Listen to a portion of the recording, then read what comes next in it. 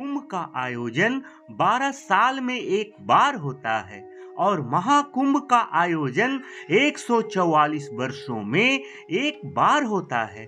अभी जो महाकुंभ चल रहा है यानी तीर्थराज प्रयाग में जो महाकुंभ का मेला लगा हुआ है, इसका आयोजन 144 वर्ष के बाद हुआ है और ये वो धार्मिक आयोजन है जिसका अध्ययन करने के लिए विदेशों से भी लोग और बड़े बड़े विद्वान भारत आए हुए हैं। बड़ी संख्या में साधु संतों के साथ पुरुष और महिला श्रद्धालुओं की अपार भीड़ उमड़ी हुई है और इस महाकुंभ में नागा साधु जो सनातन धर्म की एक विशिष्ट और अत्यंत तपस्वी परंपरा का हिस्सा हैं और वे लोग बड़ी संख्या में उपस्थित हुए हैं। वे कुंभ के प्रमुख आकर्षण हैं और आध्यात्मिक आयोजन का केंद्र होते हैं। मगर क्या आप जानते हैं कि नागा साधु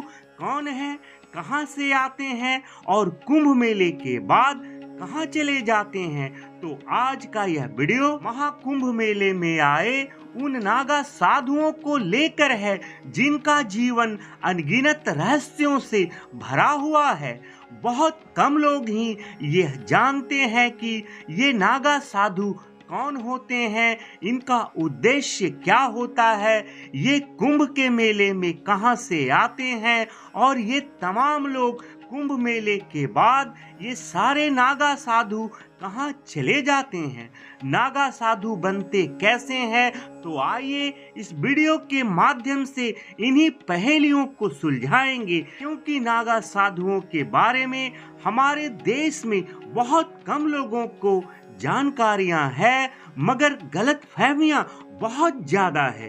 यह विडंबना है कि भारतवर्ष के मौजूदा पीढ़ी इन नागा साधुओं के इतिहास के बारे में ज्यादा कुछ नहीं जानते हैं या जानना ही नहीं चाहते हैं, या फिर ये कह लें कि इस विषय को लेकर जागरूक नहीं है, जबकि इस पर दुनिया के बड़े बड़े विद्वान हैरानी जताते हैं।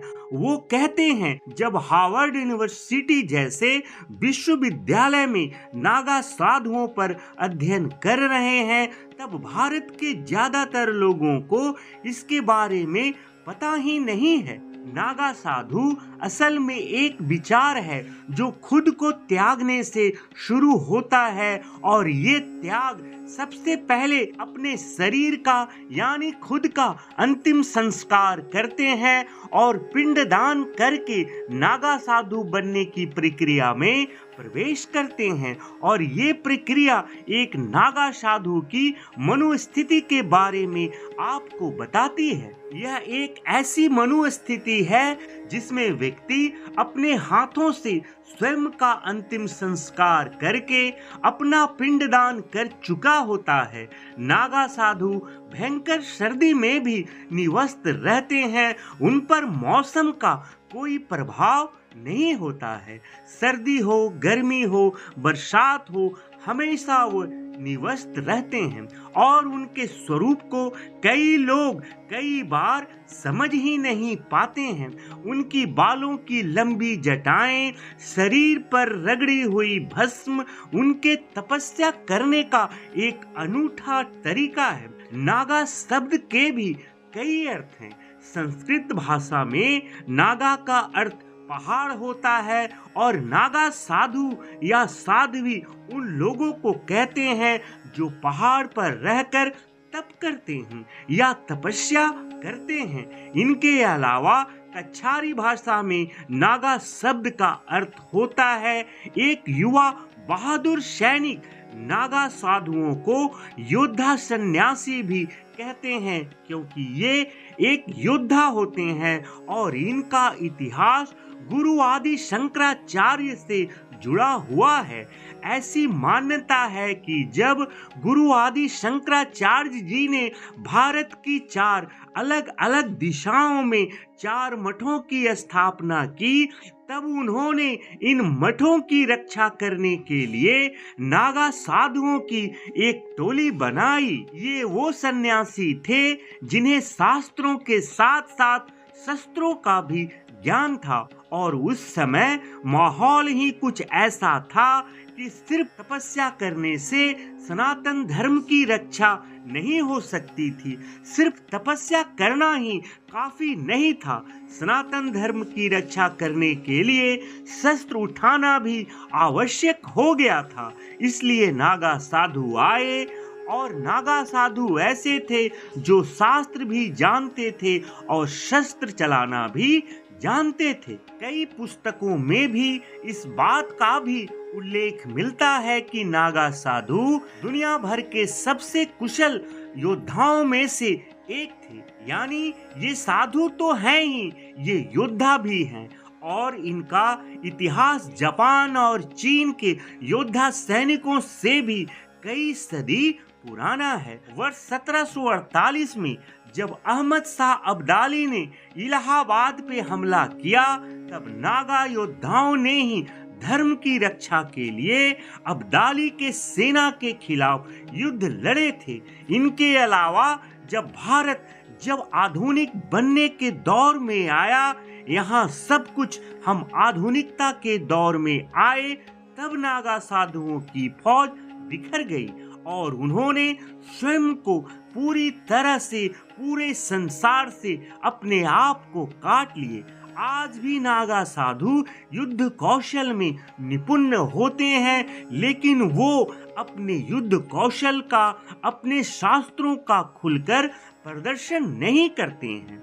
नागा साधु बनने की प्रक्रिया तपस्या से शुरू होती है, और ये तपस्या कभी ना खत्म होने वाली दीक्षा के साथ जारी रहती है। भारत में अभी कुल मिलाकर 13 अखाड़े हैं जो उन्हीं युवाओं को नागा साधु बनाने की दीक्षा देते हैं, जिनकी आयु 16 से 20 वर्ष के बीच होती है।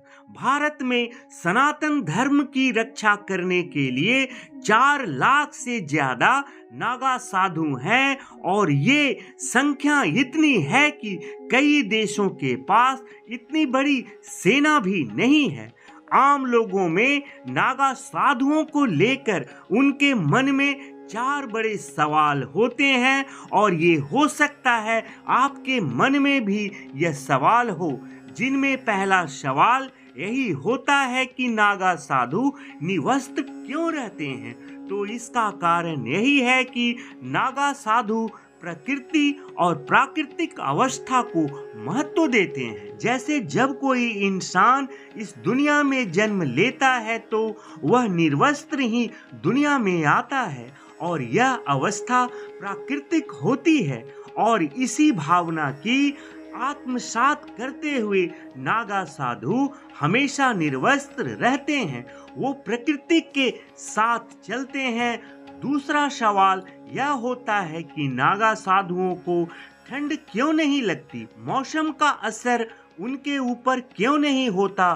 तो इनके पीछे का कारण यह है कि जब कोई व्यक्ति नागा साधु बनने के प्रक्रिया में प्रवेश करता है, तो उनका शरीर इस स्थिति में चला जाता है जहां उन्हें गर्मी, सर्दी और अग्नि का एहसास होना बंद हो जाता है।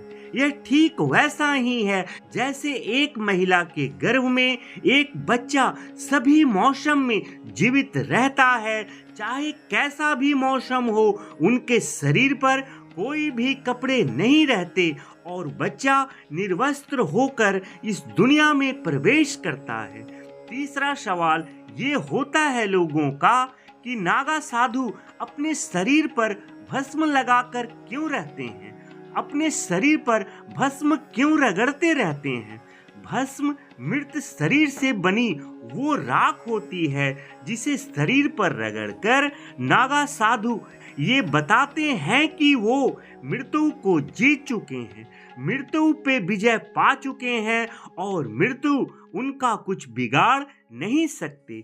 चौथा सवाल लोगों का यह होता है कि कुंभ के मेले में नागा साधु कहाँ से आते हैं और इस मेले के बाद कहाँ चले जाते हैं।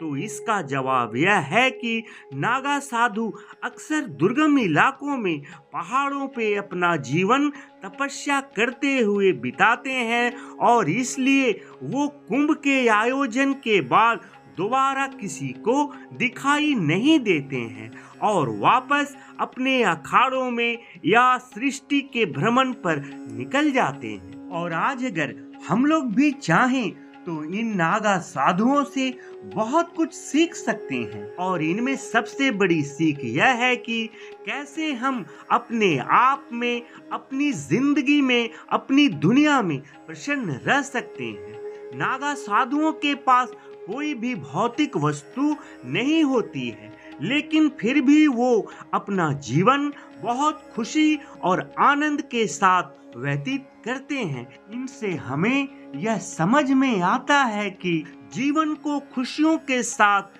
जीने के लिए किसी भी भौतिक वस्तु की आवश्यकता नहीं होती है। अगर आपकी मनोस्थिति आपके नियंत्रण में है, आप अपने आप में खुश रह सकते हैं। तो फिर आनंदित जीवन के लिए आपको बड़ी गाड़ी, बड़े घर, बहुत सारे बैंक बैलेंस, पैसा, महंगे कपड़े, महंगे जूते, इनकी कोई आवश्यकता नहीं है। नागा साधुओं के पास सबसे बड़ी शक्ति होती है इच्छा शक्ति। वो बिना कष्ट की भावना किए ऐसे हठ योग करते हैं जिनकी आम लोग कल्पना भी नहीं कर सकते और यही उनकी इच्छा शक्ति दिखाती है। जैसे एक नागा साधु पिछले 9 वर्षों से अपना बायां हाथ उठाकर भारत को हिंदू राष्ट्र बनाने के लिए अपना हठ योग कर रहे हैं। एक नागा साधु ऐसे हैं जो कई वर्षों से बैठे ही नहीं हैं और लगातार खड़े हैं, वो बैठते ही नहीं हैं। जबकि कई नागा साधु ऐसे हैं जो अपने शरीर को गलाकर हठ योग कर रहे हैं और उन्हें इसके लिए जरा भी उनके शरीर को दर्द महसूस नहीं होता है, क्योंकि नागा साधुओं के पास इच्छा शक्ति इतनी प्रबल होती है कि वो हर प्रकार के दर्द को सह सकते हैं। नागा साधुओं के जीवन में त्याग भी एक तरह की तपस्या है।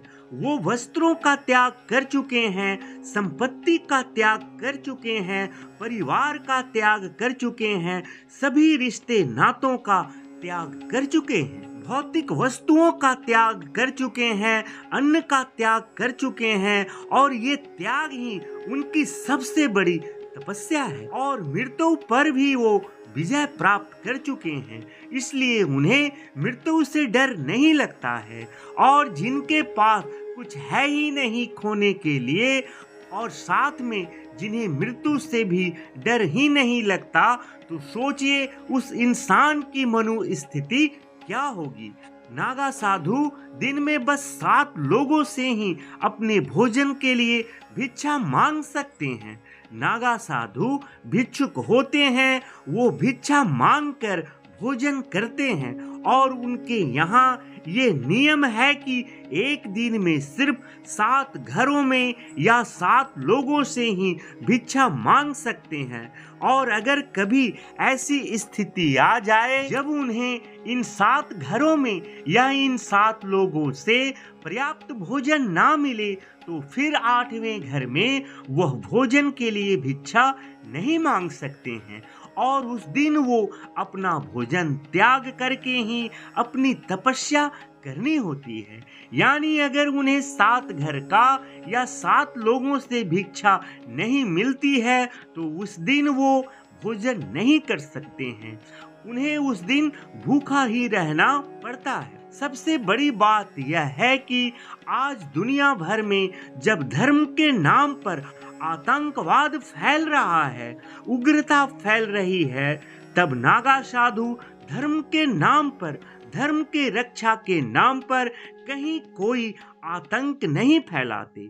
नागा साधु धर्म की रक्षा के लिए हमेशा तत्पर रहते हैं, लेकिन वो इसके लिए कभी भी किसी भी सूरत में भारत के लोकतंत्र को चुनौती नहीं देते हैं, कभी अलग देश बनाने की मांग नहीं करते हैं। वह देश के लोगों को सिर्फ कुंभ के मेले में ही दिखाई देते हैं, और इसका कारण यह है कि कुंभ नागा साधुओं के लिए उनकी कर्म भूमि है, जहां वे अपना प्राण भी त्यागने के लिए तैयार रहते हैं और अक्सर अपना प्राण त्याग भी देते हैं। हर हर महादेव, जय भोलेनाथ।